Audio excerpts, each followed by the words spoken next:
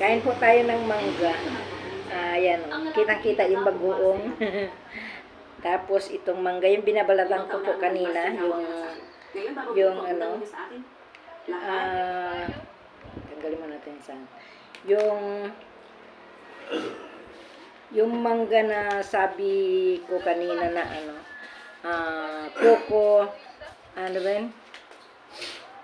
Mango coco dito sa Buanga, pero sa Tagalog coconut mango. Coconut mango, ewan ko, wala po siyang asim. Parang ano lang siya, parang ano lang siya, ano ito, parang kamote lang, wala siyang asin.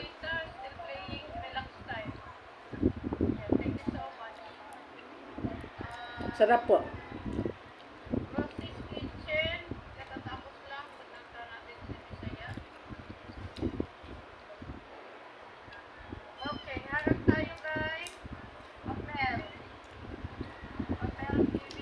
Yan po yung binalatan ko kanina. Ang laki po. Mahigit 1 kilo siya.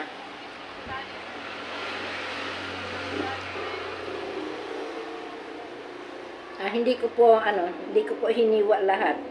Binalatan ko siya pero hindi ko siya hiniwa lahat.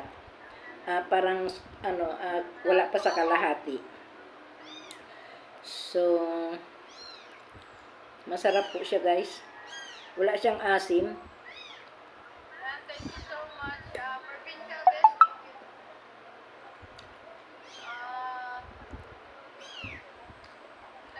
everybody. Ito na, thank you so much, Marvin. Thank you. 310 Mango.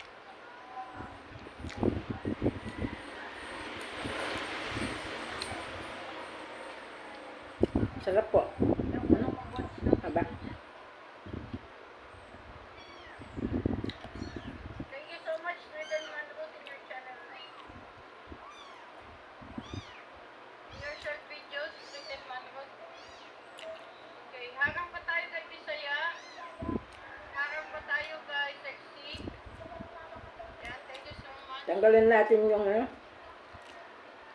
tanggalin ko po yung sound ni Ma'am Icon kasi play ko siya. Japan, thank you so much.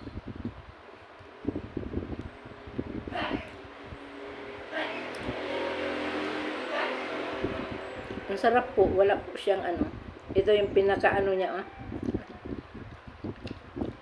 wala, hindi po siya maasim. Parang yung singkamas lang siya.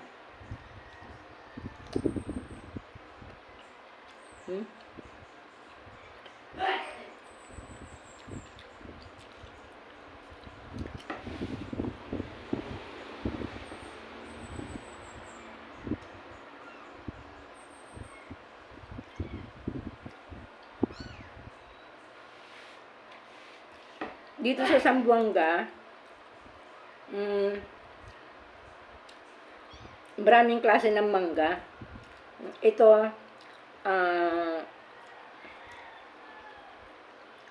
ano ito, mangga kuko, ang tawag nila.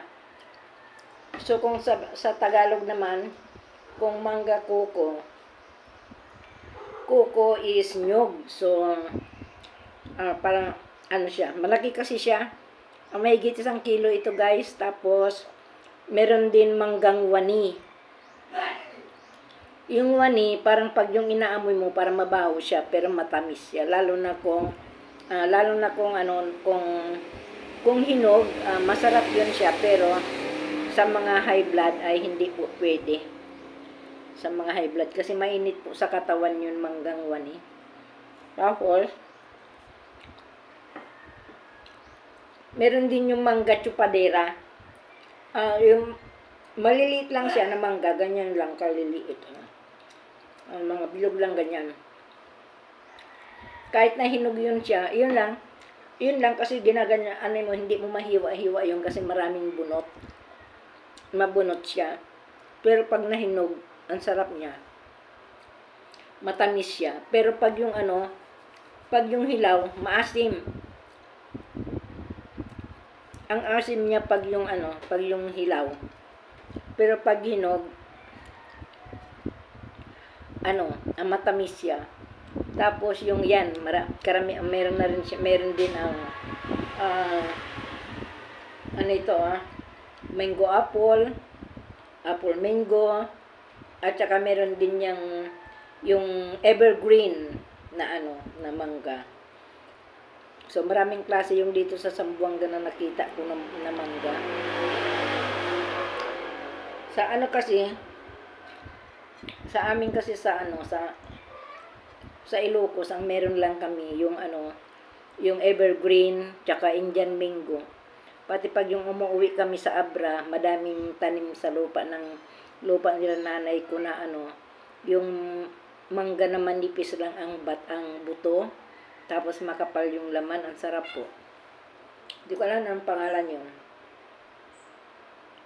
Mangga na yun.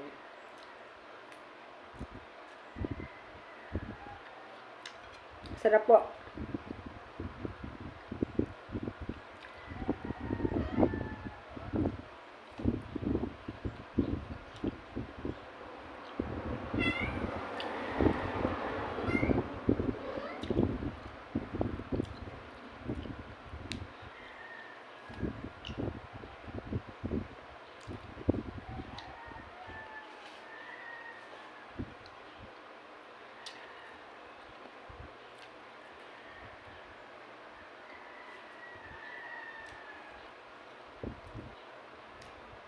Nung natapos kong balatan ito, tapos na magkain yung asawa ko.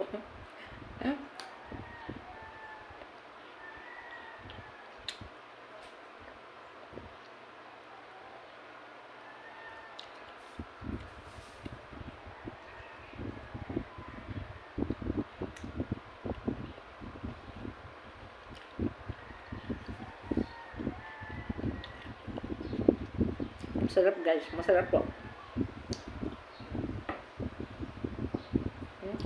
Hindi ko nahiwa.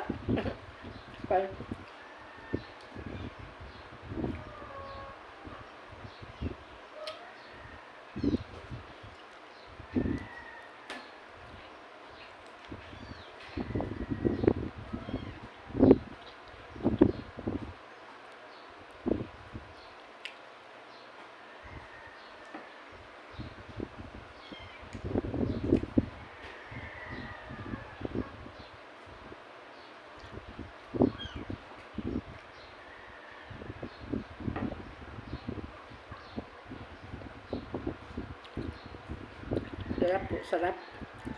Sarap siya, wala siyang asim.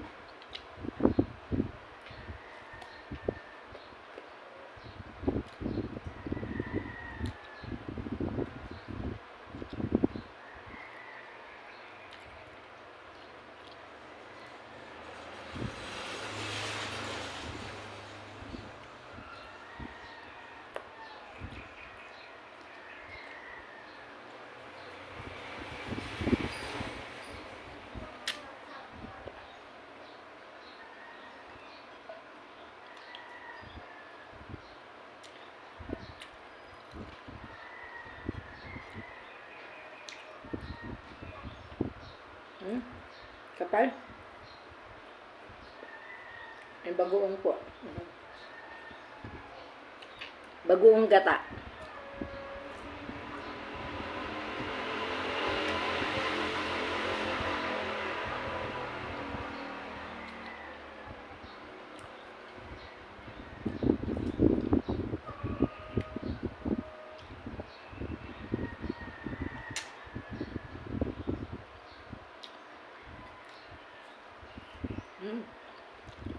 Sarap.